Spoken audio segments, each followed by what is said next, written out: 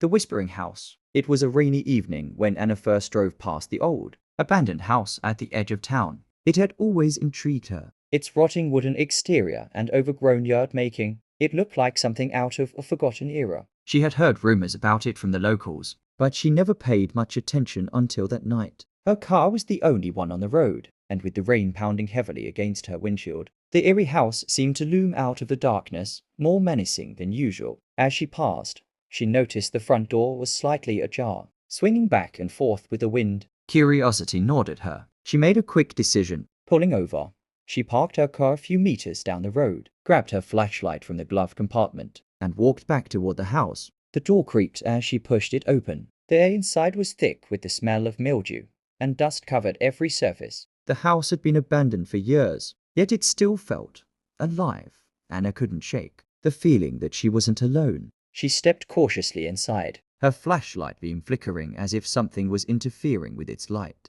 The floorboards groaned under her feet as she made her way down the hallway, her heart racing with both excitement and dread. She was unsure what she was expecting to find, but there was something pulling her deeper into the house. She reached a room at the end of the hall, its door half closed. As she pushed it open, the flashlight illuminated a strange scene. The walls were covered in faded drawings, strange symbols that seemed to pulse with a life of their own. In the middle of the room stood a dusty old chair, its back facing her. She hesitated for a moment, but then a low whisper filled the room. Anna. The voice was soft at first, but unmistakable. It was her name, and it came from the chair. Her pulse quickened, her breath catching in her throat. She backed away slowly, but before she could turn, the door slammed shut behind her with a deafening bang. Panicked, Anna turned back to the chair. It was empty, but the whispering continued, now all around her, echoing of the walls. It was as though the house itself was alive, whispering secrets she wasn't meant to hear. Anna, you shouldn't have come here. Her eyes darted around the room,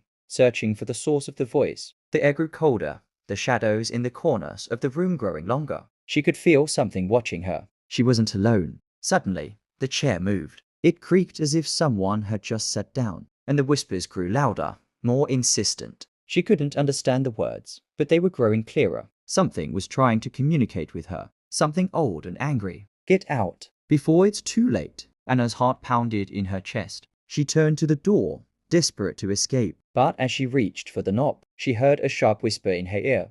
Stay with me. A cold hand clasped around her wrist. Her flashlight dropped to the floor with a crash, plunging the room into darkness. She screamed, pulling her arm free.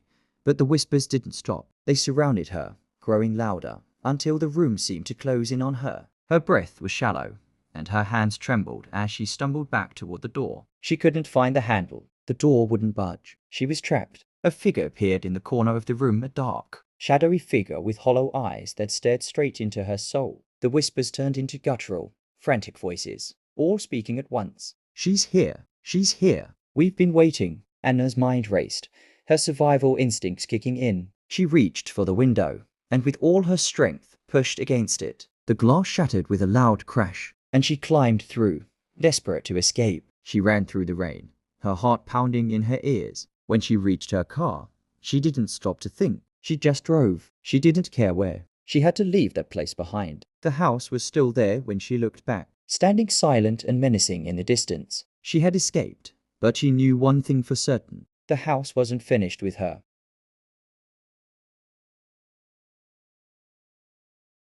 The shadow in the basement. It was a quiet autumn evening when David and his wife, Laura, decided to visit his childhood home. They had just moved to the area, and it had been years since David had been back to his old house. The place seemed frozen in time, with its creaky floors and faded wallpaper. His parents had moved away long ago, leaving the house to him. But David never quite found the courage to sell it. After a long day of unpacking, they decided to explore the house a little. The sun had set, casting long shadows through the cracked windows, and the house seemed to groan with every gust of wind. David smiled as he showed Laura the rooms he remembered as a child, the living room, where they had gathered for family dinners, the kitchen where his mother used to bake cookies, and even the attic, which still smelled faintly of dust and old books. Finally, they reached the basement. David hesitated before opening the door. The basement had always unsettled him as a child, and he was surprised to find it untouched since his last visit. The stairs creaked under his weight as they descended into the darkness below.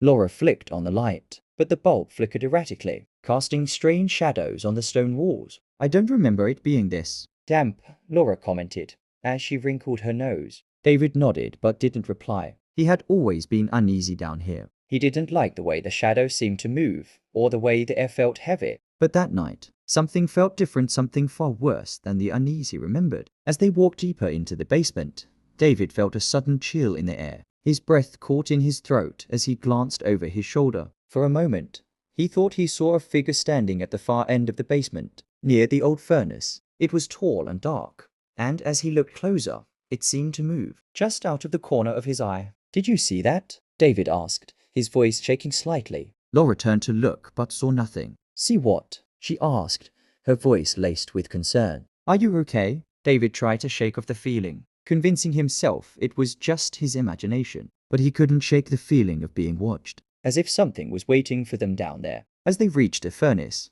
the temperature seemed to drop even further. The room was so cold now, David could see his breath in the air. He reached for the furnace handle, but before he could touch it, a loud bang echoed through the basement. Both of them jumped, their hearts racing. Who's there? David called out, his voice trembling. There was no answer, but from the corner of his eye, David saw the figure again. This time, it wasn't in the shadows, it was standing right in front of him. A tall, thin silhouette, almost human, but wrong. The shape seemed to move, twisting and shifting, like it wasn't entirely solid. David, Laura screamed, grabbing his arm and pulling him back. But the figure didn't move. It was as if it was blocking their only way out. David felt the coldness intensify, and the air thicken around them, making it hard to breathe. The whispering started in soft, low, unintelligible whispers that seemed to come from every direction. It was as if the basement itself was alive, and the voices were speaking from the very walls. Run!